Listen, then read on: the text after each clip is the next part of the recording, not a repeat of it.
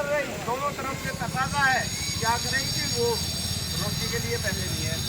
ये नियत करो कि बेटी की शादी में रोटी नहीं खाएंगे, ताकि बेटी वाले को हमारी वजह से एक बाप अगर अपनी बेटी को तो हम भी तो गुनहगार होंगे कहीं ना कहीं हम भी तो गुनहगार होंगे। कई लाख रुपए बारात घरों में जा रहे हैं, कई लाख रुपए, और वो सब ऐसों के जेब में जा रहे हैं जो आपके हमारे दोस्त हैं। लिहाजा अपने सारे काम को समेटो, हालात जब बदलेंगे पहले हम बदलेंगे।